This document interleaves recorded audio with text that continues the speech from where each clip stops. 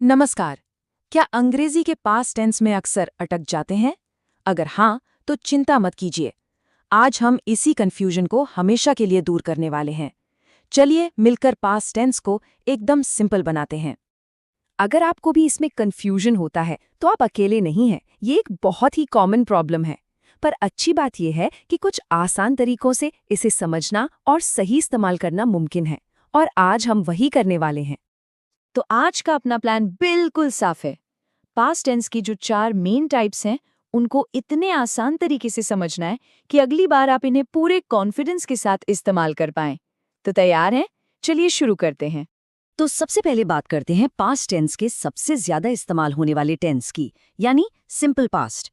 जैसा इसका नाम है, ये उतना ही सिंपल और सीधा साधा है। तो इसे इस्तेमाल कब करना है? सीधी सी बात है, जब कोई काम बीते हुए समय में शुरू हुआ और वहीं खत्म भी हो गया। कहानी खत्म। हिंदी में तो इसकी पहचान और भी आसान है। सेंटेंस के आखिर में अक्सर आया, गया, लिया, दिया जैसे शब्द मिलते हैं। और इसका फॉर्मूला तो बच्चों का खेल है। बस सब्जेक्ट के बाद वर्ब की सेकंड फॉर्म लगानी है और फिर ऑब्जेक्ट। That's it. कोई इज, एम, आर, वॉज, वर कुछ नहीं। चलिए इन उदाहरणों को देखिए। आई वॉच्ड अ मूवी, यहाँ वॉच की सेकंड फॉर्म है वॉच्ड, सिंपल।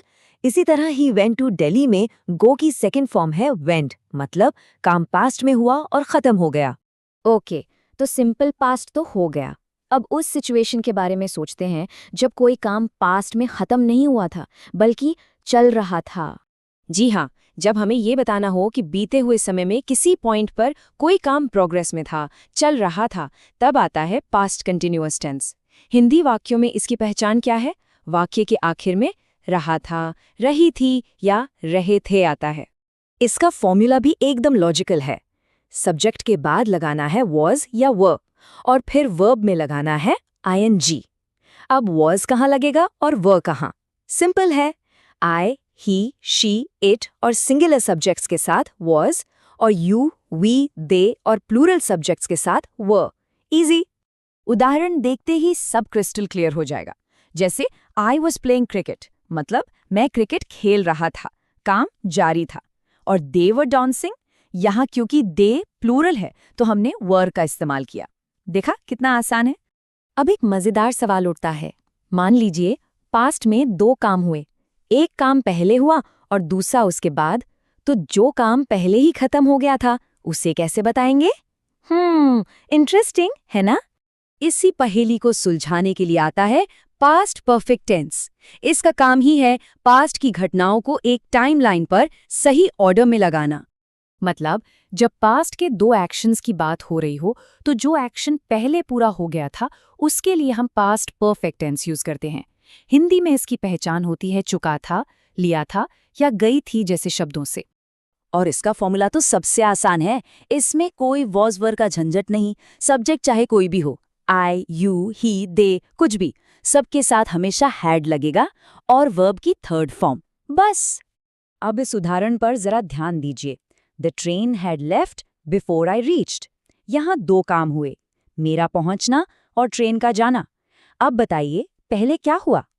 राइट, ट्रेन पहले चली गई। इसीलिए ट्रेन जाने वाले हिस्से में हमने past perfect tense had left का इस्तेमाल किया। इससे एकदम साफ हो जाता है कि कौन सी घटना पहले हुई। और अब आते हैं अपने चौथे और आखिरी प्रकार पर। ये टेंस तब काम आता है जब हमें ये भी बताना हो कि कोई काम पास्ट में कितनी देर तक चलता रहा।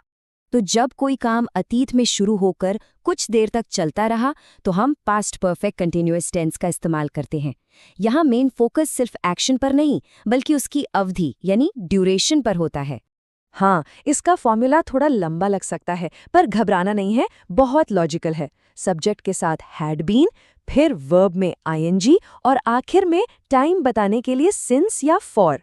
ये सिंस और फॉर जरूरी हैं क्योंकि हम ड्यूरेशन की ही तो बात कर रहे हैं। जैसे इन उदाहरणों में I had been waiting for 2 hours, यहाँ ड्यूरेशन क्या है? 2 घंटे से। दूसरा, it had been raining since morning, यहाँ ड्यूरेशन है सुबह से।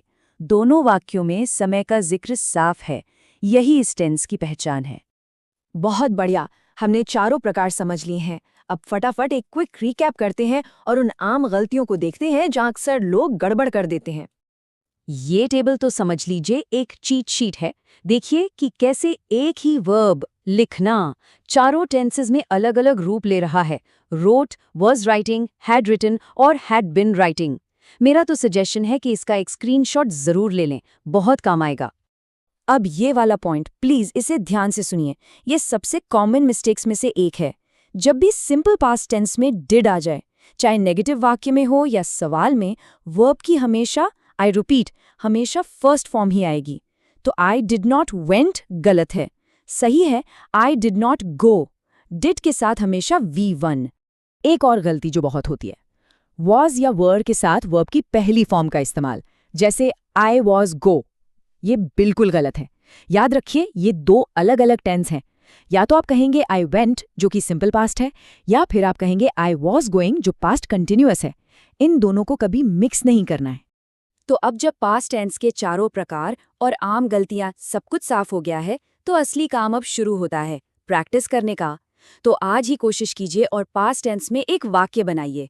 यकीन मानिए, अतीत के बारे में बात करना अब पहले से कहीं ज्यादा आसान लगेगा।